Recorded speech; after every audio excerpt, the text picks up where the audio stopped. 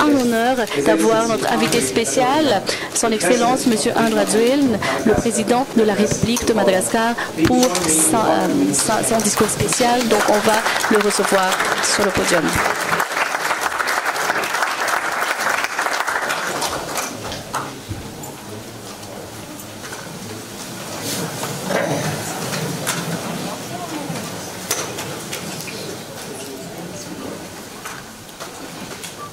Monsieur le Président de la Chambre de commerce de Dubaï, Monsieur Sultan, Mesdames et Messieurs les membres du gouvernement de la République de Madagascar, Monsieur le CEO de la Chambre de commerce de Dubaï, ainsi que les membres du conseil d'administration de Dubaï Chambers, Madame la directrice générale de l'ITBM et l'ensemble de la délégation du secteur privé malagasy, distingués invités, Mesdames et Messieurs, c'est avec beaucoup d'enthousiasme d'être parmi vous ici à l'occasion de ce Dubaï Madagascar Business Forum. Ma présence ici confirme la volonté de Madagascar à renforcer la coopération entre nos deux pays.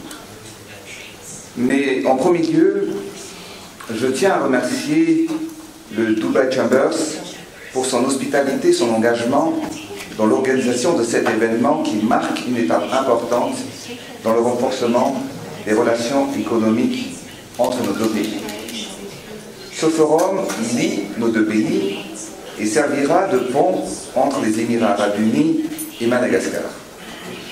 À travers cette rencontre, les opportunités de Madagascar et les ambitions d'investissement des investisseurs émiratis pourront se concrétiser.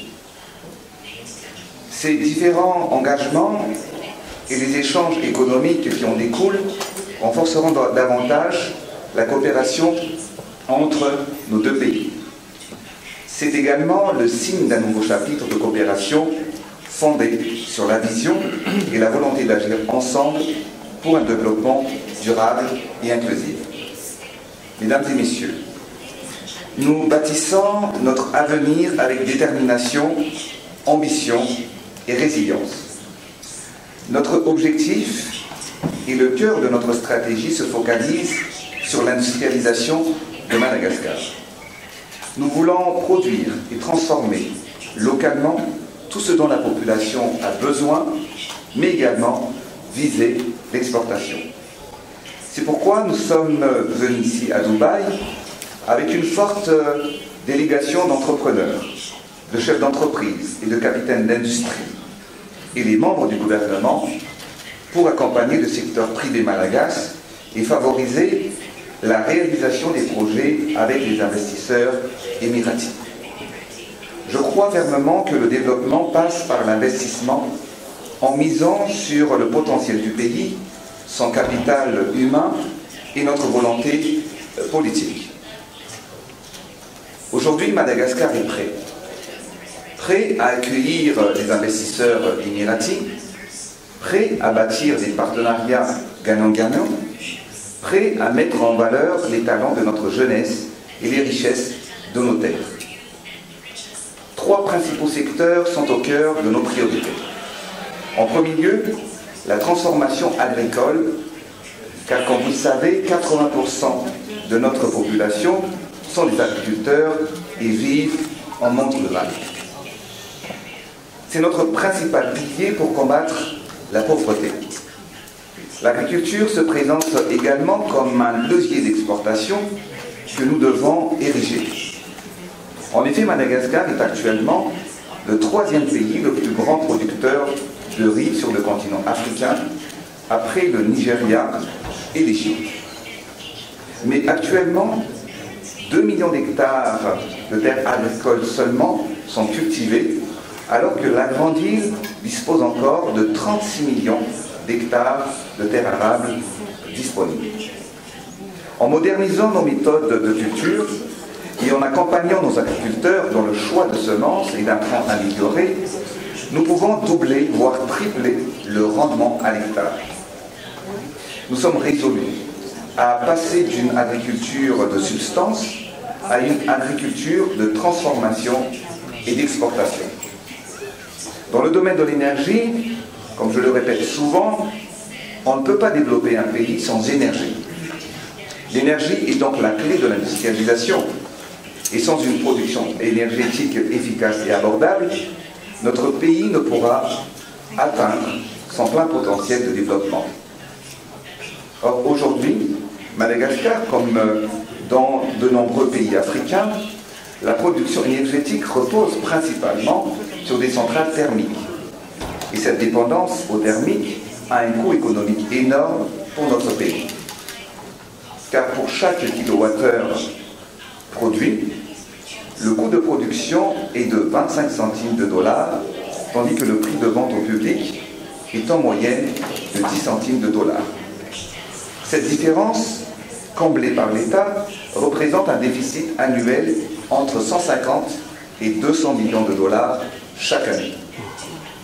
Investir dans l'énergie renouvelable est donc non seulement un choix, mais un devoir pour un avenir durable et inclusif qui nous mènera vers la croissance économique et le développement tant attendu par la population. Les énergies renouvelables représentent donc un investissement sûr et rentable. Notre objectif est de doubler, voire tripler notre capacité énergétique. Et d'ailleurs, c'est avec fierté que nous avons établi un partenariat avec Masdar, une entreprise publique émiratie, leader mondial de l'énergie solaire, pour l'installation de plus de 150 MW à Madagascar, en complément des 100 MW de parcs solaires que nous aurons installés d'ici la fin de l'année. L'Afrique, à travers des pays comme Madagascar, a une opportunité de devenir la vitrine de la transition énergétique et s'affirmer comme un leader dans la lutte contre le changement climatique. En soutenant des projets innovants, nous posons les bases d'un avenir prospère et durable. Dans le domaine des infrastructures, Madagascar est actuellement en chantier, d'est en ouest, du nord au sud. Autoroutes, routes nationales, ponts, logements, zones économiques spéciales, infrastructures de transport modernes. Tels sont les défis que nous avons lancés et sur lesquels nous avons encore besoin de partenaires techniques et financiers. Les mécanismes de partenariat public-privé sont ouverts et opérationnels. Il en est de même pour les nouvelles technologies sur lesquelles s'appuie notre projection vers le futur. La jeunesse malgache, moteur de l'avenir, est connectée et innovante. D'un fort potentiel technologique et avec la meilleure connexion Internet en Afrique, nous avons vocation à devenir un hub technologique régional. Le numérique est au cœur de nos réformes administratives, éducatives et économiques. Et d'ailleurs, la raison pour laquelle nous construisons aujourd'hui à Madagascar, cette année, le palais du futur et de l'innovation. Car nous croyons que l'émergence passe par l'audace de penser autrement, de créer et d'innover. Ce palais sera un symbole fort de notre engagement en faveur de la jeunesse, de la technologie et de l'entrepreneuriat. Il incarnera un carrefour d'idées, un environnement pour apprendre, expérimenter, entreprendre et porter Madagascar au cœur de la révolution numérique et scientifique mondiale. Cette infrastructure sera le reflet d'une ambition, faire de Madagascar un acteur de l'innovation sur le continent africain. Enfin, le développement de l'industrie touristique demeure un levier incontournable pour notre économie, car avec nos 5000 km de côte, Madagascar concentre à elle seule 5% de la biodiversité mondiale et 90% endémique. Car j'aimerais le rappeler qu'entre Madagascar et entre Dubaï et Paris, il faudrait 5 heures et quart de trajet en avion. Et entre Dubaï et Madagascar, il faudrait aussi 5 heures et demie environ de trajet. Mais pour faire le tour de Madagascar, pour faire les 5000 km de côte, il faudrait aussi 5 heures et demie pour traverser, sillonner toute l'île. Cela marque notre potentiel, que le potentiel de Madagascar est immense. De la majestueuse allée des Baobabs au récit corallien de Moussibé, en passant par l'Indincle et les mystères de Tsing de Bemara, notre pays offre une diversité de paysages et d'activités qui émerveillent et enchantent tous ceux qui y mettent les pieds. Aujourd'hui, nous sommes à un tournant décisif pour le développement touristique et économique de notre pays. La construction de 11 500 chambres supplémentaires réparties sur l'ensemble du territoire est pour nous une priorité pour satisfaire la demande croissante, surtout depuis l'arrivée des Emirates qui relie Antananarivo et Dubaï 6 fois par semaine actuellement. Mesdames et messieurs, je ne saurais clore mon allocution sans remercier chaleureusement tous les chefs d'entreprise malagasy qui ont fait le déplacement depuis Madagascar pour participer à ce forum. Votre engagement et votre soutien dans le processus de développement de notre pays contribuent à solidifier le tissu industriel malagasy qui est le socle de notre croissance économique. Ce qui nous rassemble aujourd'hui, c'est une vision, un engagement collectif et une volonté sans faille d'avancer.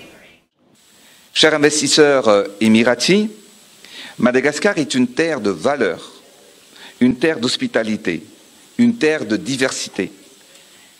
Et je le répète, aujourd'hui, Madagascar est prêt. Nous croyons dans la force du dialogue et de partenariat public-privé. Et je m'engage personnellement à ce que chaque investisseur émirati soit accueilli, écouté, accompagné dans la réussite de son projet. Nous avons les ressources, le talent et la volonté pour réussir. Et ce potentiel se libérera à travers une vision commune et un engagement collectif. Alors, ensemble, construisons des partenariats durables, ensemble, transformons le potentiel de Madagascar en prospérité partagée et ensemble, écrivons une nouvelle page de coopération.